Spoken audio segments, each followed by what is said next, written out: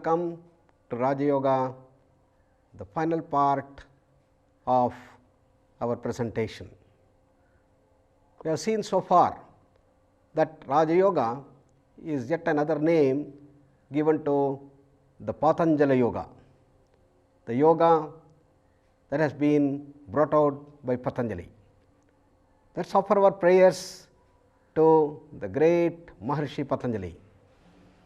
Yogena chittasya padena vacham malam sharirasya cha vaidyakena yopakarottam pravaram muninam patanjalim pranjaliranatosmi. To that great yoga master Patanjali, we offer our salutations for his great contributions of yoga to remove the dirt in our minds, Ayurveda, the great medical science to remove the diseases in the body, and the grammar to remove the impurities in our speech. To that great Maharshi, the seer, we offer our heartfelt gratitude. So, Patanjali gives us the whole dimension of yoga.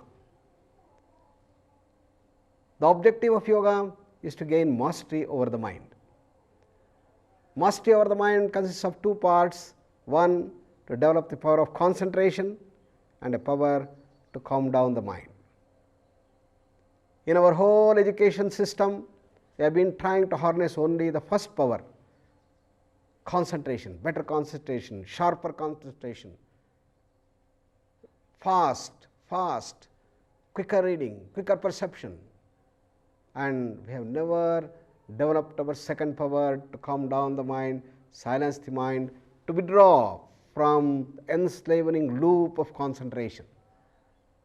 The result, tremendous amount of stress and all the stress hazards of modern life. Therefore, Patanjali gives us the wonderful science of dealing with total mastery over the mind. How to systematically develop the power of concentration, how to systematically come back and remain calm, quiet, and go to the deeper and deeper layers of silence. So, in his entire spectrum of yoga presentation, the first part is called Ashtanga Yoga, the 8-limbed yoga relevant to all of us, which in turn consists of the Bahiranga Yoga and Antaranga Yoga. We saw that the Bahiranga Yoga consists of the 5 limbs: Yama, Niyama, Asana, Pranayama, Pratyahara, and the Antaranga Yoga consists of Dharana, Dhyana, and Samadhi. Dharana is focusing, Dhyana is defocusing, Samadhi is absorption or jump inside. In Pranayama, we saw there are 2 schools, so also there are 2 schools in asanas. The dynamic system of asanas, in which there is speed and jerk and repetition, and in the Patanjali school, where there is the slow achievement of the final stage and relaxation of the muscles. In the same way, in Pranayama also there are 2 schools. One, the Hatha Yoga school, in which we use Kumbhaka as a mandatory part, whereas in the second Vasishtha school, we do not use Kumbhaka at all forcefully. But both the schools ultimately lead to the same goal, that is Kevala Kumbhaka, automatic stoppage of breath. If the goal of asanas is to work through the body to gain mastery over the mind, Pranayama harnesses the power of our breathing and the respiratory system to gain control over prana and thereby control over the mind. And as preparation to Pranayama, we saw that we start off with fast breathing techniques called Kriyas to cleanse our system, purify the blood with oxygenation, and wash away the carbon dioxide. Kapalabhati, rabbit breathing, and many others fast breathing techniques. Then to correct the wrong breathing habits, we have the threefold sectional breathing, the abdominal breathing, the thoracic breathing, the clavicular breathing, combining all the three, the full yogic breathing. That prepares our respiratory system for going into the pranayama. The key factor of pranayama is slowing down of breath. In the whole spectrum, kriyas is very fast breathing, sectional breathing is normal breathing, 15 to 18 breaths per minute, and if you go less than 15, you come into the region of pranayama. How do we do that? Either with holding up the breath or slowing down of inhalation and exhalation, the two main schools we saw. And various types of pranayama. The first group called the Anuloma Viloma series, alternate nostril breathing connected to the Ida and Pingala. How the right nostril breathing is an extremely useful method to reduce our weight, to burn up our calories with ease, and it's something like the remote control. Then we had the system of sensitizing pranayama like the Ujjayi, then the cooling pranayamas, Shitali, Sitkari, Sadanta, and the sound resonating Laya pranayama, that is the Brahmari and the Brahmara. And these are the basic set of pranayamas which are used, and we have used the same school, the Vasishtha school, which is beset with no danger, while the Hatha Yoga school has a danger that if you don't do the kumbhakas properly, you may end up with neuroticism, or you may have diarrhea, or you have irritable bowel syndrome, or you may have gastrointestinal problems. From pranayama we raise to the level of pratyahara, using the senses how to go and gain mastery over the mind is pratyahara. In controlling our emotions, in controlling the interaction of the senses with the sense object, we should be very, very careful not to suppress, neither to give free vent. It is not this side, nor it this side. It is a mid path, the moderation, that is pratyahara. Natyashnatastu yogosti, nachaikantam manashnataha, nachati swapnashilasya, jagrato naiva charjuna. As Krishna says, avoid all excesses, and that is yoga. Everywhere there should be moderation. Yukta ahara viharasya, yukta cheshtasya karmasu, yukta swapnava bodhasya, yogo bhavati dukkhaha. Then yoga becomes ease, comfortable, happy, and goes on progressively, wonderfully. And that is the art of pratyahara that we developed. Therefore, we had all the 5 limbs, yama, niyama, asana, pranayama, pratyahara, in a nutshell, which all independently also can lead to the ultimate goal if pursued to the end. But then when we came to Antaranga Yoga, we learned how the mind is highly distracted, that is the grasa space of the mind called chanchalata, mind jumping from one subject to another subject. From there we learned how to concentrate the mind, bring the mind into a single subject. Though in a single subject there are many, many thoughts, they are all connected logically. There is a correlation between the first and the second and the third thoughts, and from there you go to the next level called dharana. Dharana is to have a single thought in the mind. By focusing the mind on that single thought, normally the dharana powers up our thoughts and is extremely useful to cleanse our inner things. You can go deep down into your subconscious and cleanse all the blocks, knots, obsessions, phobias, and purify our inner being. But dharana cannot be done long. Therefore, Patanjali prescribes effortless dharana, that is dhyana. A single thought, but kept in the mind with ease and effortlessness. Tatra pratyaya ekatanata dhyanam. That there is one pratyaya and there is thinning out our efforts. And that is the dhyana that he talks about, and which leads us to the samadhi. And samadhi is absorption. And this occurs when the Triputi merges together.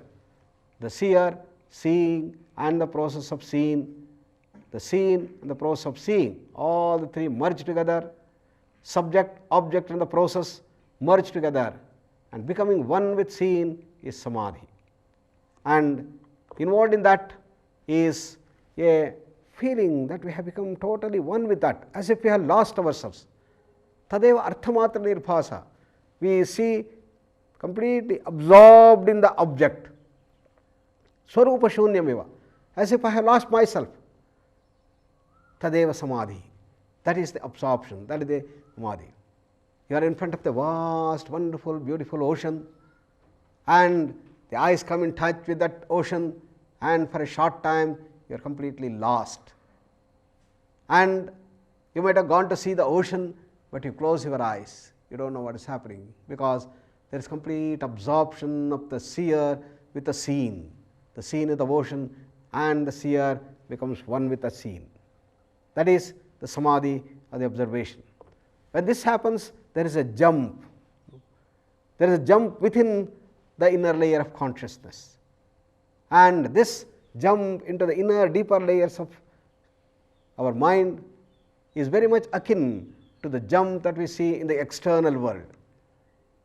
It is well known in physics about the quantum jump.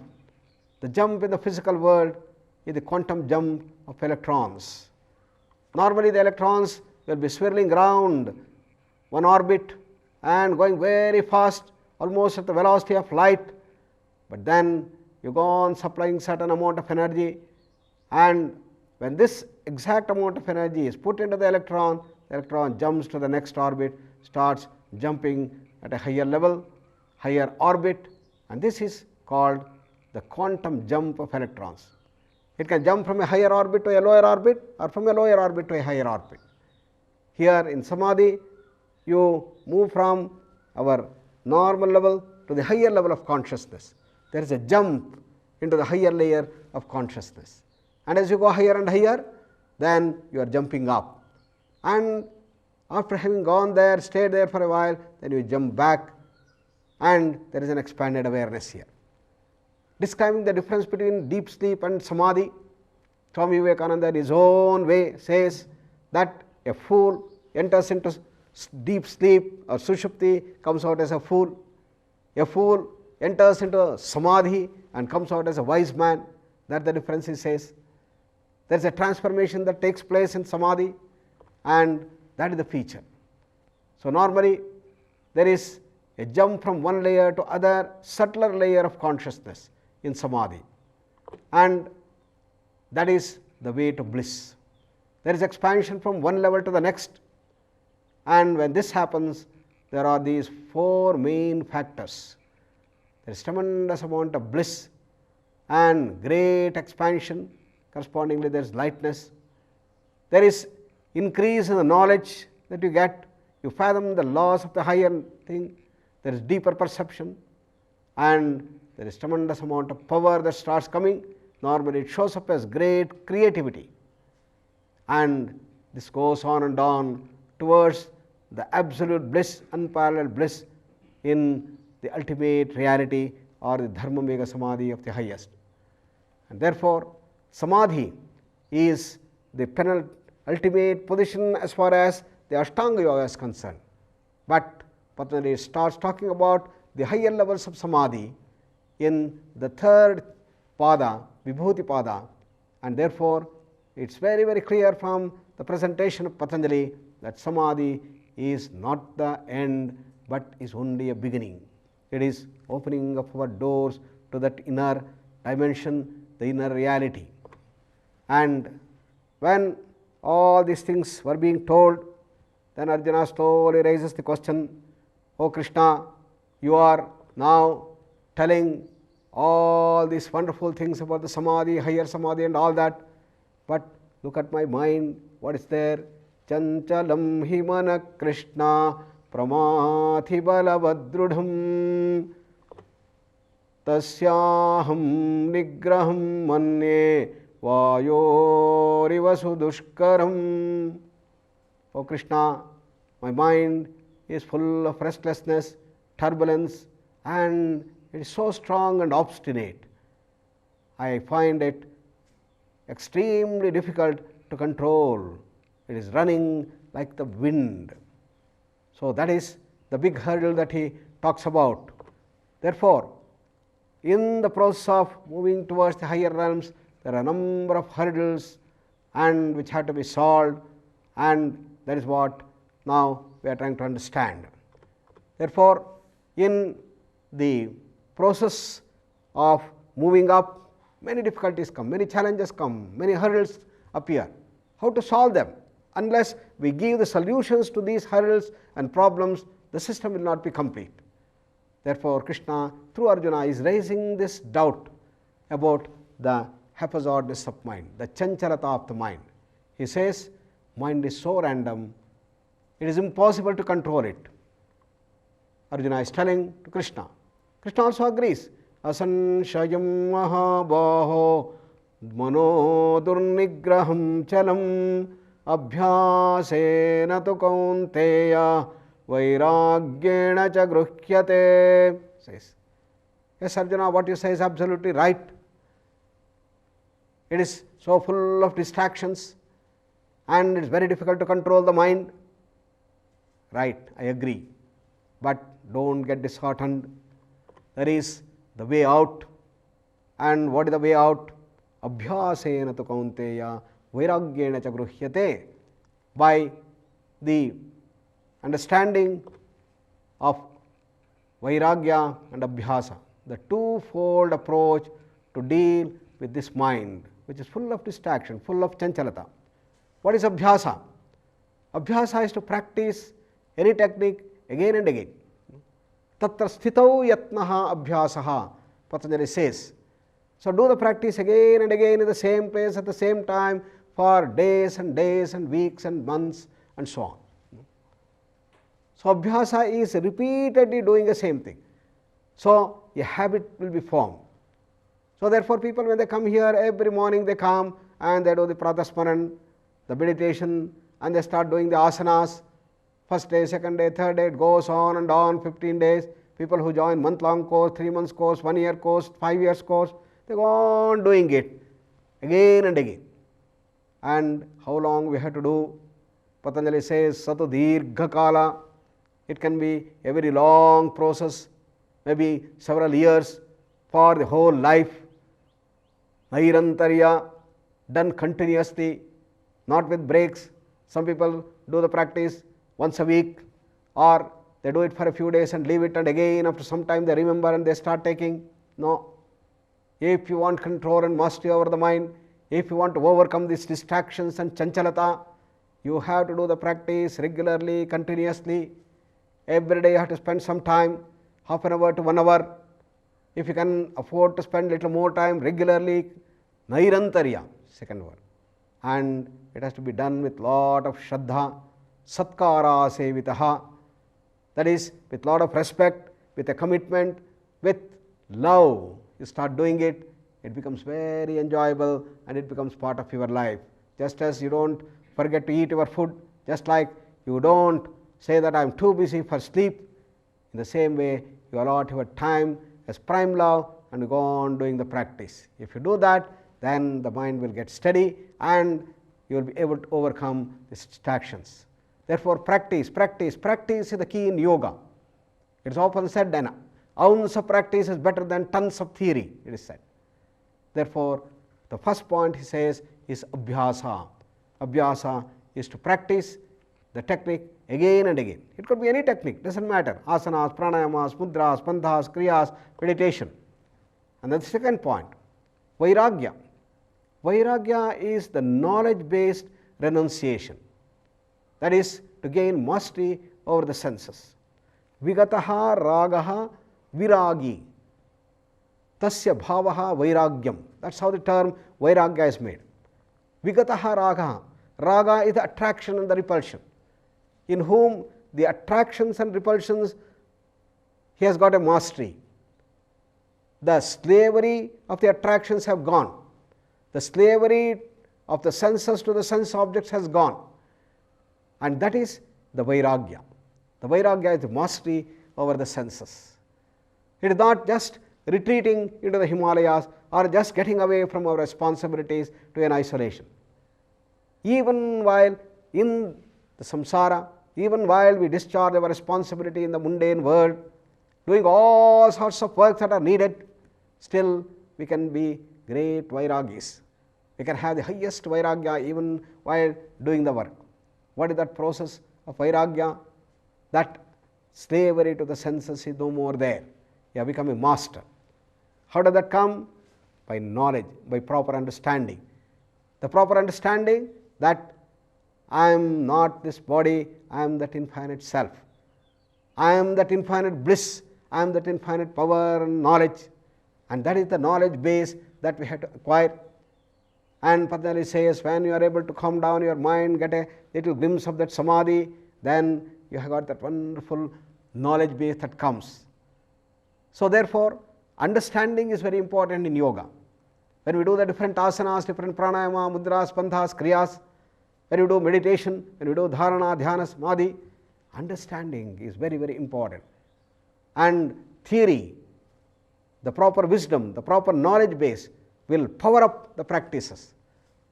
If you get certain amount of good result out of your practice, if you back up with a theory, if you back up with a wisdom, then it will power up 100 times more, 1,000 times more.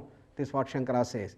If you add jnana to the abhyasa, then the abhyasa will raise to great heights.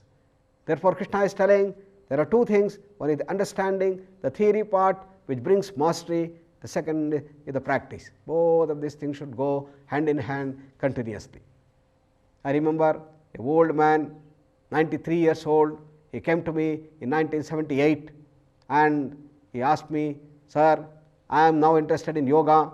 Unfortunately, I spent all my life without doing nothing about yoga at all, but can I start yoga at this age?" I said, "Why not? If there is a will, there is a way." And he started learning. He taught 25 asanas to begin with, and he went on doing the practice, and after 9 months he came to one of our camp, and everybody was looking at him, such a old man, how can he do yogasanas, how can he do sarvangasana, how can he bend his body? But to everybody's amazement, next morning when the asana started, he was able to perform all the asanas wonderfully. He was able to raise his leg, go into the sarvangasana position with ease, where the youngsters were trying hard to get into that. This man was able to do easily. When everybody said, "Oh, you must have started yoga from your childhood," he said, "No, I started only recently. But you know the secret of success? Please look at my diary." He opened his diary and showed every morning for 1 to 2 hours he would practice without fail. Again in the evening, he said, "I had a lot of time. I am an old man, retired life, and evening about 2 hours, morning about 2 hours. He goes on doing asanas after asanas. The body started bending. That is the power of abhyasa. With the proper understanding, each and every group of the muscles will start getting relaxed. He started observing every muscle becoming beautifully relaxed, every joint becoming loose, and he is getting deeper and deeper relaxation, and the mind is becoming calmer and calmer. And that is the power of understanding and abhyasa. And he is growing stronger, and even today, after almost 24 years, he is growing strong and becoming very healthy and cheering up, walking across kilometers. And now, abhyasa and vairagya are the two limbs, and we have to build the features of dharana, dhyana and samadhi into our day-to-day life. And how do we build these dimensions into our day-to-day life? For that, from morning 5 a.m. to 10:30 p.m., when we put ourselves into this track of yoga, morning 4:30 you come here, and at 5 o'clock we have the meditation, we have the pratasmanan, then we have the asanas, we have the breathing. All these things are introduced to the patients who come here for health, for promotion of positive health, to deal with their different ailments, and for treatment they come here, but they are exposed to this yoga way of life. And while doing all these practices, they now go on building the dimensions, the features of dharana, dhyana, samadhi. Whatever may be the difficulties and problems we face, let the yoga way of living become our own. With that intention, they see that the effortlessness is brought the bliss is brought into their life, and great concentration also is brought in the whole encounter, and that is called Anusandhana. And from there we now raise ourselves to the next level, advanced Raja Yoga. Advanced Raja Yoga, and what are the qualities involved in this process? Krishna beautifully says, Atmopamyena sarvatra samam pashyati yorjuna sukham va yadi va dukkham sayogi paramo mataha. A person who has equanimity, who has balance, sukham va yadi va dukkham, whether it is the sukha or the dukkha, mana or apamana, shita, ushna, that is the heat or the cold, the praise or the blames, the misery or the happiness. Under all these dualities, he maintains equanimity, he maintains a balance, and that is the quality of a yogi who is progressing. To test ourselves, therefore, what we have to do, we have to ask ourselves the question whether I am on the path of yoga, whether I have got a balance. Under different circumstances, whether I get upset, whether I get lost, whether I become terribly depressed, what is it that I react? What is my reaction? By observing myself, by tracking down my reactions, I can clearly see whether I am on the right path, whether I am progressing day after day. I may get a glimpse of samadhi, but then if I am still pulled with the impulses and become a slave to the senses, there is something wrong, something wanting, and that is what happens. Therefore, as the person goes above the samadhi, gets into the higher states of samadhi, the samatva becomes more and more steady, and that is the mark of progress. And slowly that turns itself into universal love, and it is that unattached love for everyone, and that is what Swami Vivekananda said, universal brotherhood, showing equanimity and love to everyone is the key point. And from that we now go to the next level, the higher states of samadhi or super consciousness. What are the key factors?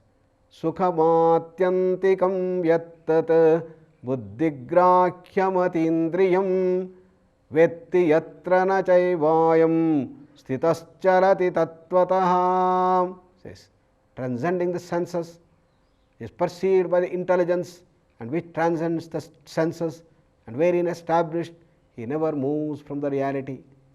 That when he gets a touch of this wonderful bliss, then nothing can shake him, nothing can bring him back to this mundane attachments or the slavery of the senses to the sense objects, because he knows that there is immense bliss in the whole encounter. The amount of bliss that he has is unparalleled, and Patanjali gives systematic way as to how you move from one level to the other level, and that is called the Sanyama.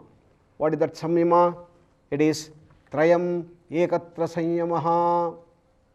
When the three things are used together, it is called as Sanyama, an advanced technique described in the 3rd chapter, Dharana, Dhyana and Samadhi, to be done together. How do we do? It is a trifold process: focus, defocus and jump, and that is the trifold process that Patanjali has been talking about. It is a very special and advanced technique. For that, first you must prepare yourself to get into the samadhi voluntarily. You must learn the trick of absorption. Very easy to do that, to see that we focus our mind, dharana, and get into the dhyana are easier things, but allowing our mind to get into the deeper layers of silence, to absorb ourselves, it needs complete surrender and giving up the last bit of our attachment even to prana, and that is the trick for samadhi. When we do that, then you just get into that samadhi. And therefore Patanjali is now telling, now this trifold process has to be used again and again. You have now jumped into one samadhi, what is to be done? Again focus, defocus and jump to the next level. From here you go to the next level. What is that process? That is focus, defocus and jump or absorb. And this is the trifold process that Patanjali talks about, called as Sanyama, done together. It appears so spontaneous, it comes together in a moment because you have become such a master. When this mastery is not there, we have to struggle hard to put our mind into dharana, and the mind will be distracted, mind will be getting here and there, and it will be concentrating on this subject, that subject, all that we have to remove and bring into a single thought. That effort is going on in dharana when you are doing. But once you become a master, once you become an adept, you just sit here and the mind just focuses onto that thought. Then you have the dhyana, the process of expansion and defocusing, and you become one with that. And that is the whole process of Sanyama, which needs mastery on dharana, dhyana, samadhi. If we don't have the mastery, then we cannot go to this advanced yoga. We have to practice again and again, the whole Antaranga yoga. And if you are not capable of doing Antaranga yoga, you have to go back to Bahiranga yoga and see that we prepare ourselves nicely to develop to this thing. Sanyama, therefore, is a very subtle tool. It is a tool to go to the higher samadhis. It is something like a ladder that you put to go from one level to the other. You want to go to the roof, then you put on the ladder and go on walking up, and when you go, then you have to leave the ladder. Therefore, ladder is a sort of tool that is used. In the same way, Sanyama is a tool to go up to the roof, to go to the higher level of consciousness. And these higher samadhis bring greater powers, greater equanimity and tremendous bliss. Higher the samadhi, greater the power. Higher the samadhi, greater the equanimity. Higher the samadhi, greater the bliss. Bliss, knowledge, freedom and power will all start coming, and that's why we have to make progress into the higher realms of samadhi, says Patanjali. And he delineates different varieties of samadhi in the entire Vibhuti Pada that he talks about, and the corresponding power at each of these levels of samadhi. And by doing Sanyama on what particular object you get particular siddhi, particular supernatural power has been described in great vividity and clarity. But the prerequisite is you should be able to go to samadhi. What are the types of samadhi that Patanjali talks about? Here we have a list of that. Savichara, nirvichara samadhi. Working at the mind level, you have the vichara, and you take that vichara and absorb yourself into the vichara. It becomes a nirvichara samadhi. Then you have the savitarka and the nirvitarka samadhi, which essentially work at the intellectual level. You have the sharp thinking, the discrimination power, and you are thinking about a subject and get absorbed in that thing, and suddenly the results and the solutions come up. Archimedes went with an intense search. What is that? What is that? What is that? What is that? He was occupied for the whole day, almost all 24 hours. His mind was thinking how to find out the mixture in that ornament where the person might have mixed some other metal apart from gold. How to do that without mutilating, without cutting, without smashing it? That is the big challenge that the king had given. So he is absorbed in that thinking. Only one subject, one topic, that is full concentration. And when he entered into that bathtub, then there is the Vishaya Sambhoga. The mind just jumped into that inner silence and came out of it was a knowledge. I got it, eureka, eureka, eureka. He jumped and he did not know that he was not wearing anything and he was naked and walked through the streets. Such is the ecstatic bliss that he got when he got the answer. What is that? That is the Savitarka Samadhi, which leads to the Nirvitarka Samadhi. And Sananda Samadhi is the next one. Sa Ananda, Anandena Sahitaha Sanandaha. That means every Samadhi is endowed with Ananda, but you start worshipping Ananda, you start continuously remembering Ananda and go into that Samadhi, it becomes the Sananda Samadhi. And the Ananda becomes more and more and more and more, and it goes into very, very subtle form in which you have only the I thought and the Ananda associated. That becomes the Sasmita Samadhi. Sa Asmita, Asmita is the I thought, and with Asmita Samadhi is the Sasmita Samadhi. Then he talks about the Sabija Samadhi. Then you go there to the internal world, the Avyakta phase. Avyakta phase in which the mind is not thinking, mind is not contemplating anything, and mind is not also thinking of the I, but the mind is in the seed form. Just like in the deep sleep. In the deep sleep we all go, we have the frozen mind. The mind has gone and become the seed form, and when we wake up again the whole thing sprouts up, and that is the Sasmita. In the Samadhi you go there and you are absorbed into the deep silence, but you are in the Sabija level, and then from there you purify and go to the higher level called Nirbija Samadhi. The Nirbija Samadhi is the one in which you are absolutely purified inside, and there is no bija also. The bijas is burned. What are those bija? What is that seed? That is the imprints in our deeper subconscious. These are in the form of very strong likes and dislikes which are hidden inside. These are like the blocks or stagnations inside, and you are practicing for 25 years of yoga, but no change in the personality. Every day you are doing pranayama, you are doing mudras and bandhas and kriyas regularly, but no change in your personality, no change, no growth. Why?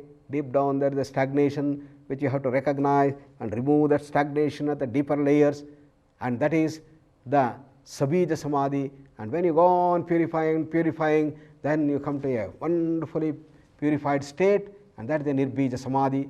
It's also called the Dharma Megha Samadhi, the cloud of the laws. Then all the laws of the cosmos are known to you. You are in a state of Rutambhara Prajna.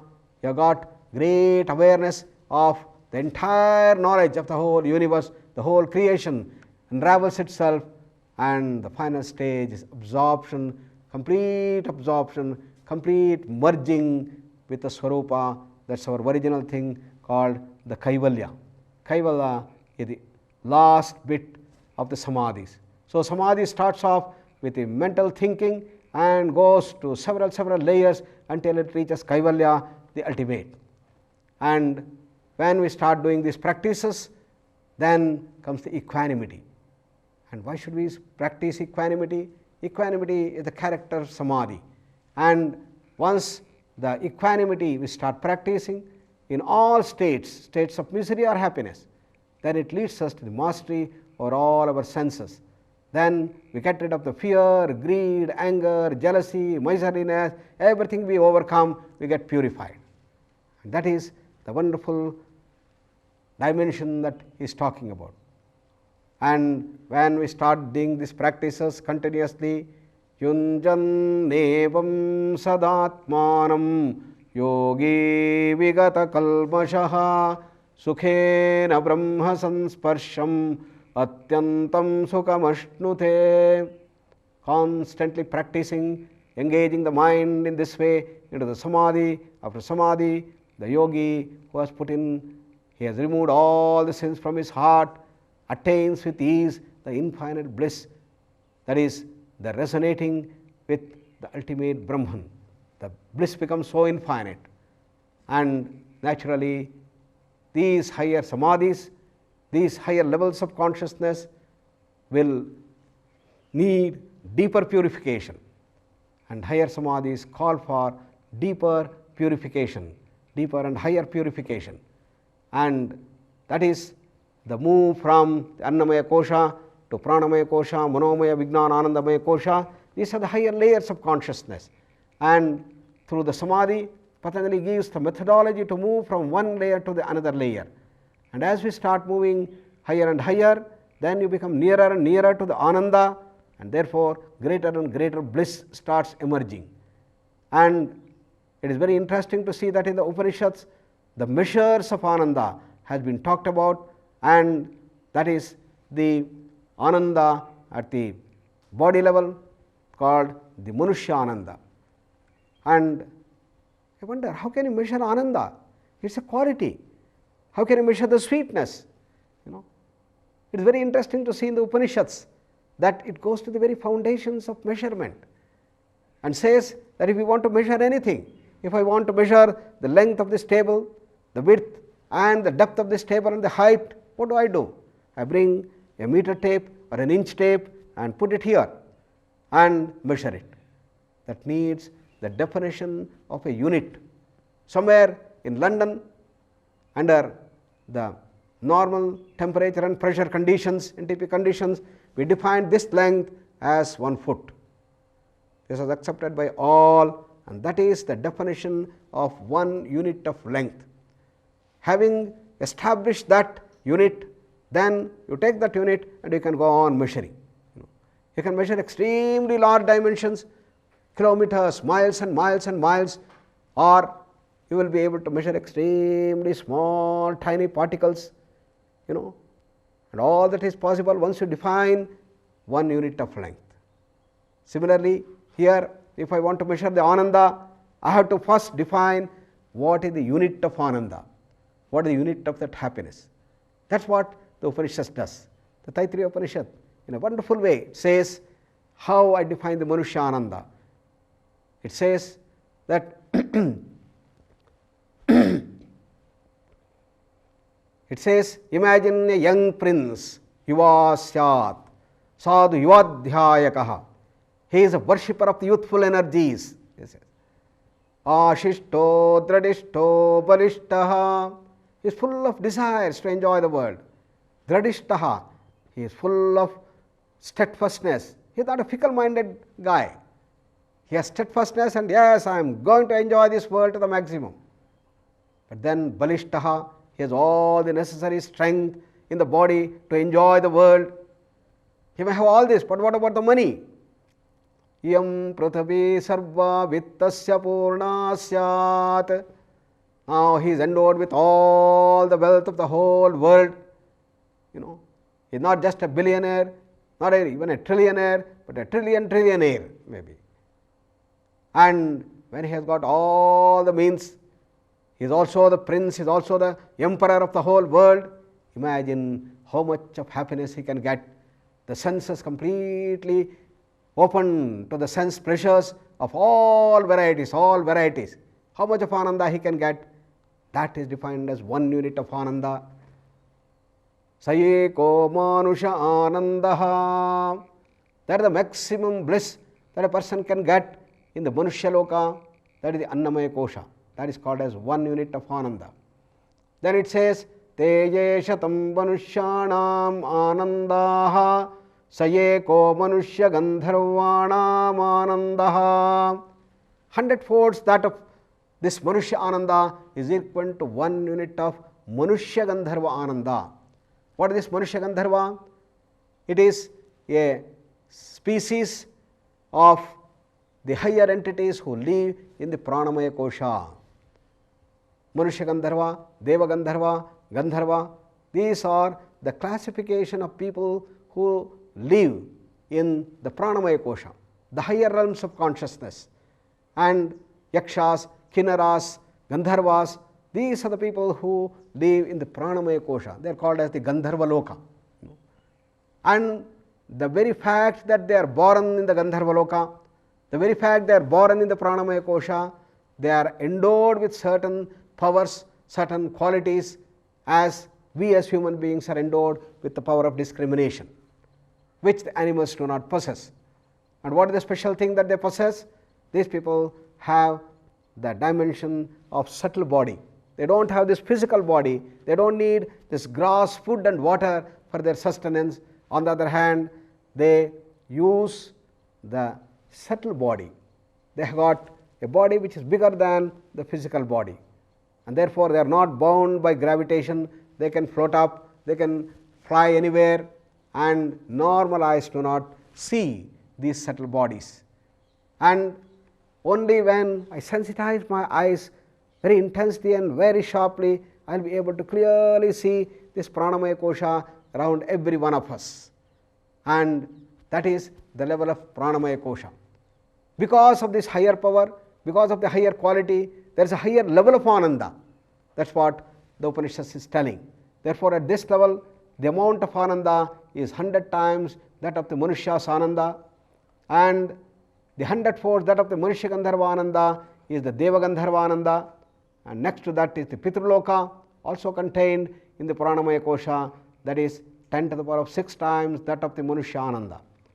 Then he goes on to the next level of the Manomaya Kosha, featured by Ajanajana Devaloka, Karma Devaloka, Devaloka and Indraloka. Indraloka, the king among the gods. And each time there is an increase of 100 folds, the Ananda. Teje shatam pitrunan chiraloka lokanam anandaha sayeka ajana janan devanam anandaha. It goes on this way. And is Indra the final? No.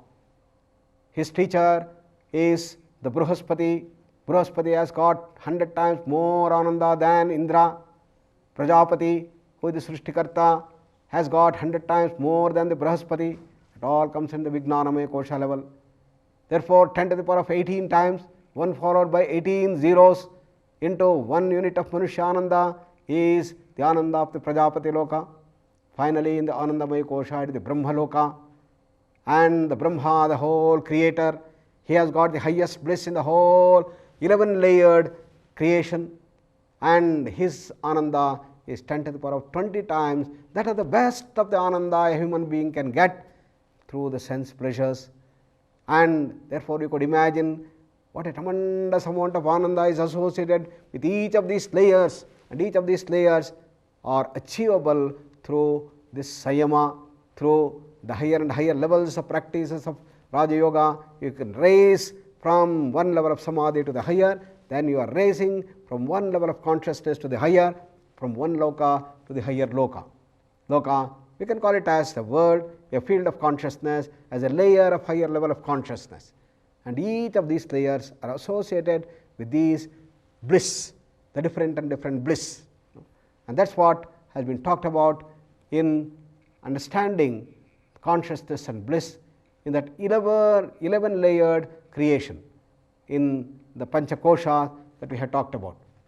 And correspondingly, Patanjali also mentions the various types of siddhis and the 8 siddhis which are considered as the standard, traditional and parampara is the Ashta siddhis. What are these 8 siddhis? Initially it starts off at the mental level. There is an increased creativity, more and more creativity. A person is practicing pranayama, a person practicing meditation, a person practicing the dharana and maybe leading to samadhi. Such people develop great power of concentration. Their memory starts increasing and their creative power starts growing, and they start writing poems and things like that very easily.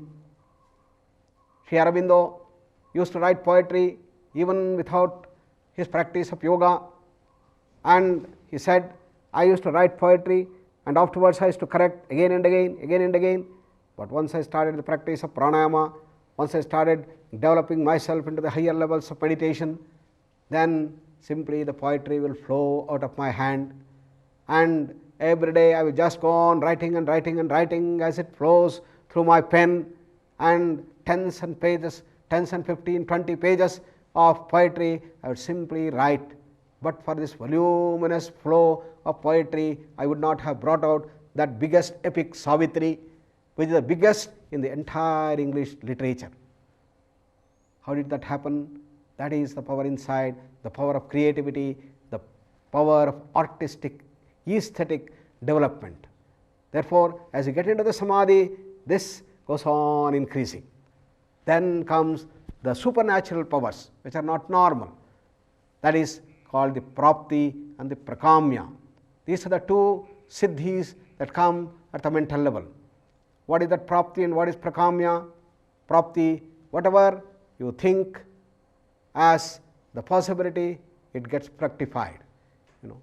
Whereas prakamya, you desire something, all right, the health of my mother should improve, and my friend is in great distress, he should develop his normalcy, and my very, very close friend on the other side is suffering from want of wealth.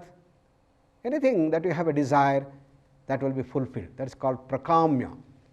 And for that, you have to get into that samadhi and start operating from that level of samadhi. Then only you will get these powers. Then you go into the intellect level, that is called Vashitva. Vashitva is something like hypnotism or mesmerism, in which you give the control of the mind of others, and a hypnotizer hypnotizes the mind of another person, and the person is made to do as the hypnotizer says. In the same way here, the person gets into this level of samadhi, and whatever he says will be controlling the other person, and the other person will start doing that. That is called Vashitva. This is also called Vashikarana Vidya. And even in the black magic, people develop this Vashikarana Vidya, and they use it for wrong purposes, whereas here a person uses for the development of the persons outside, for the development of the society, for the development of the whole nation. That is the Vashitva for which he uses. Because here the selfishness has reduced and selflessness has started coming up. That is the beauty. Then it comes down to the physical level, and the transformations start taking place, and Patanjali describes beautifully the process as to how this happens, and you get 4 major siddhis which are bewildering: Laghima, Garima, Mahima, Anima. Laghima is the lightness, and the whole body will become so light that you will start going up, floating up, and you can fly anywhere that you like. It is so light as that. Or it can become Garima, it becomes so very heavy, and nobody can shake you, nobody can move you even by millimeters. And this is what the Hanuman and many other great masters had. As we know, Bhima was trying to go in a forest, and Hanuman was staying there and lying down, relaxing, and his tail was just across. Bhima in his ego and in his arrogance, he comes and says, "Hey, what is this old guy, you are lying down here, you are putting your tail here, please take the tail away." You know, in his arrogance, in his ego, when Bhima says this, Hanuman says, "Please, please, I have become so old, I cannot move my tail, kindly could you help me just push this tail that side and then go across." You know, Bhima, with scant respect, he just wants to push the tail with the thumb of his foot, but to his great amazement, the tail will not move even a millimeter. Then he puts his foot fully and then tries to push it, nothing happens. Then he is more afraid, more surprised. Now with all his power he starts pushing the tail, but he could not move even half a millimeter of the tail. That is the Mahima Siddhi, that is the Garima Siddhi. And the things have become so heavy, he tries to lift it, nothing happens, and all the pride of Bhima is gone. That is the Garima that is talked about, which comes at the physical level. Then the Mahima and the Anima. Mahima is becoming very vast, like a mountain, so big, and the body will increase. Hanuman, when he wanted to jump to Lanka, he just stood there and increased his height, increased his width, and he started jumping and he started flying in air, moving towards Lanka. And when he started going, there is the demon, and the Surasa starts coming and says, "Now I am going to swallow you." Hanuman says, "I am going for a divine mission, I am going for the great work of Sri Rama, and please do not obstruct me, please allow me to go." Surasa says, "No, you have to enter into my mouth and you have to do." "Oh, that's all fine." Then Hanuman starts becoming bigger and bigger. Surasa also becomes, raise her mouth, opening her mouth bigger and bigger, huge, 100 feet, 500 feet, so big. Then suddenly Hanuman becomes a small speck and moves through the mouth and comes out of the mouth, and that's how he wins Surasa.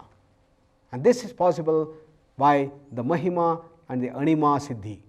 Mahima is becoming very big, voluminous, and Anima is becoming very small, like an atom. Is it ever possible? And is it not just a story? Is it not a fairy tale? Yes, Patanjali says that they are not. By properly doing the Sayama, by focusing on the different things, you will be able to achieve all these siddhis. These are essentially the qualities of the higher level of consciousness, and we must learn how to go to these higher levels of consciousness. The deeper we go, we will be able to get these powers. And the speciality of Patanjali is giving exact methods, hurdles, how to overcome them, to reach those heights. These are the realms for research, the internal research, and unraveling the mysteries of the hidden dimensions of our human consciousness. And finally, at the level of Gnana, it is the Ishitva. Ishitva is complete mastery and the lordship. And these are the 8 siddhis which are called Ashtasiddhis. Prapti and Prakamya, Vashitva, Laghima, Garima, Mahima, Anima, and Ishitva. And there is nothing impossible, according to Patanjali, in this world to achieve, because you are going to completely fathom the totality of the laws, and you get that. And such a person going up and up, he has become the master yogi. What happens to him at the time of death? When the time has come for him to leave the physical body, what happens to him? Described here. Prayana kale manasa chalena bhaktya yukto yoga balena chaivam bhruvor madhye pranamaveshya samyak satam param purushamupaiti divyam. Time has come to leave this physical body. Then what does he do? Then with great humility, with complete surrender to the ultimate reality, he puts his prana in between the 2 eyebrows, exactly at the center point, and focuses his prana there. That's called the Agna Chakra. And in that Agna Chakra, putting that prana, Bhruvor Madhye Pranam Avekshya Samyak, Samyak Rupena, Bhruvoho Madhye Pranam Avishya, bringing the prana in between the eyebrows. What it does, it just comes out of this physical body and getting relieved of the bondage and slavery of this physical body and its limitations. He moves to the Pranamaya Kosha, and from Pranamaya to Manomaya, Vijnana, Anandamaya Koshas, and merges with eternity. He goes back to his Swarupa. Patanjali says, Tada drashtuhu Swarupe avasthanam. When he gets relieved from all the bondage of this Prakriti, Tamas, Rajas and Sattva with which we are made out of, when we get the relief from that, then you are in that Swarupa, the Dharmamika Samadhi, the Kaivalya, and there you are rid of all the vrittis. You have got complete mastery, and all the thoughts have vanished into the deepest of the silence, and that is the state of immense bliss. And that is the Divya Purusha, that is the highest realm of consciousness that we get there. Prana, therefore focused on the Agna Chakra, at the time of death, and with a sense of total surrender, he reaches the Supreme Being, the Supreme Lord, the Supreme Consciousness. Prashantavana samhenam yoginam sukhamuttamam upaiti shantarajasam brahma bhutamakalmasham. Says, by doing so, he gets greater and greater happiness as he starts moving inwards. Tremendous amount of happiness and the bliss, even at the time of death. He is not afraid, he is not iota of misery, he has absolutely no worries, he has absolutely no tensions or stresses, and he is going deeper and deeper and completely merging himself to this totality full of bliss. And what characterizes that is immense peace, great silence, it is transcendence, transcending the space-time causation, and he is reaching that ultimate reality. Call it Brahman, call it Moksha, call it Kaivalya. Prayatnadyatama